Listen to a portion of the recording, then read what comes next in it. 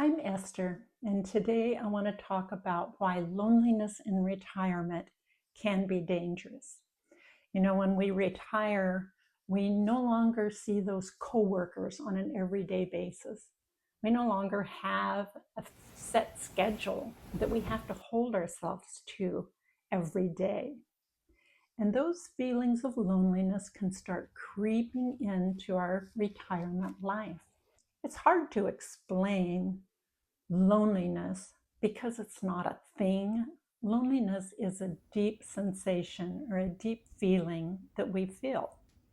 And loneliness actually comes from having a loss in our life.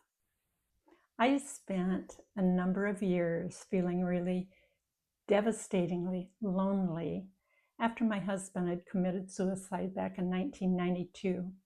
I dealt with the loneliness and I dealt with grief and guilt. But I often describe those feelings as a deep ache, a deep pain. And whether those feelings at the time were from grief or from guilt or from loneliness, I wasn't sure. But I've often heard people who are lonely describe loneliness the same way, as a deep ache or a pain. And I want to tell you why. Because loneliness is exactly that. Loneliness is a loss of something that we had on a regular basis in our lives. It's a loss of those connections that we once had. Loneliness isn't just about being by yourself or being alone. It's that loss that we feel that causes those lonely feelings. We can feel lonely in a room crowded with people because we don't have that connection to those people that are there. I remember a statement that my husband once said before he passed away, and I didn't understand it at the time. And he was watching television, and I was busying myself in the kitchen. Our teenage sons were in their rooms doing their thing. And my husband turned the volume down on the TV and he said, out of the clear blue, it's strange to feel lonely in a house full of people. I didn't know what to think about that comment at the time, and I didn't say anything because he didn't comment further. He just turned the volume back up and continued watching his program. It wasn't until after his death that I made that connection.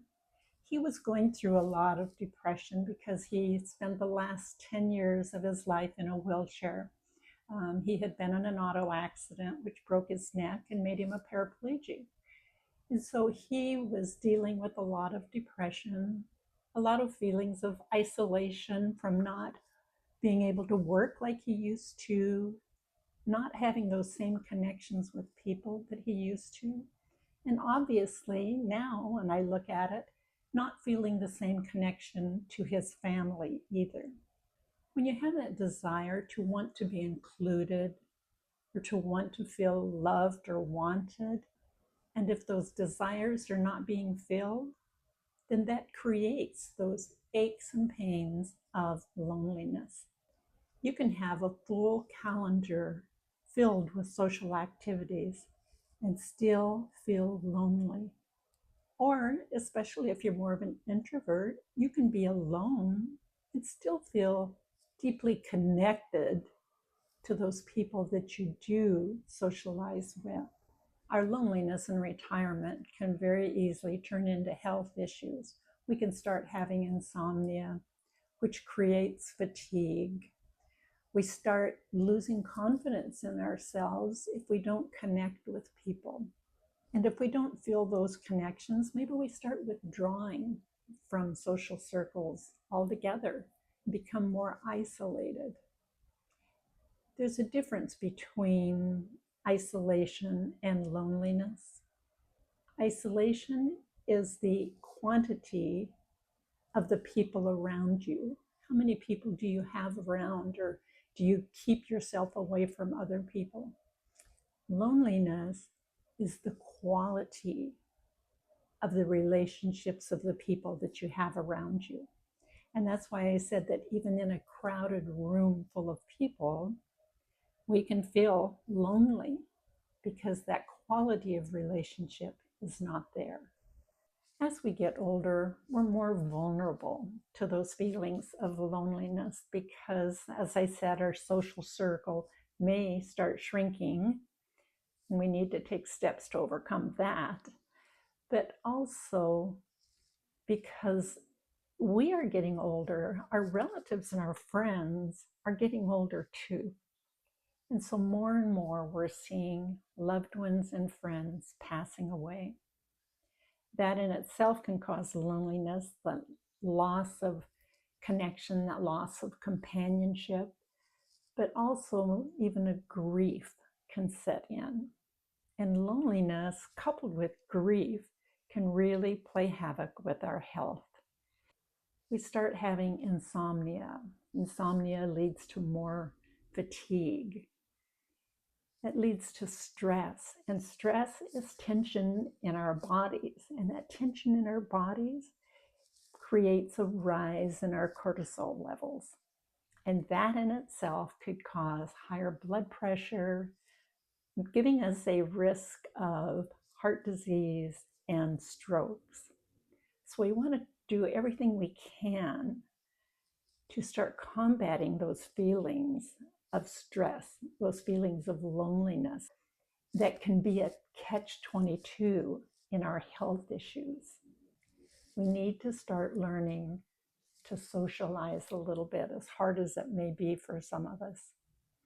Did you know that research proves that socializing is a biological need? It's not just a luxury that we have. Even introverts, to some degree, need some sort of socializing with somebody, some sort of feeling of connection to something or someone. Those feelings of loneliness can manifest itself into a deep depression. That happened with me. And fortunately, after some time, I did see a psychologist, and having those pieces of the puzzle put together to help me to understand all those pieces of the puzzle made it easier for me to start dealing with my guilt, with my grief, and my lonely feelings. And I started learning to overcome that. But if you don't take those steps to overcome those lonely feelings or the depression, you might start feeling unworthy. You might start feeling angry or bitter. You could be crying a lot, overeating, undereating, avoiding people, all those things that lead to further health issues. All that to say, get involved with people in some way. And even if you go to an event and you feel lonely there because there's no connection, start taking steps to make a connection with somebody there.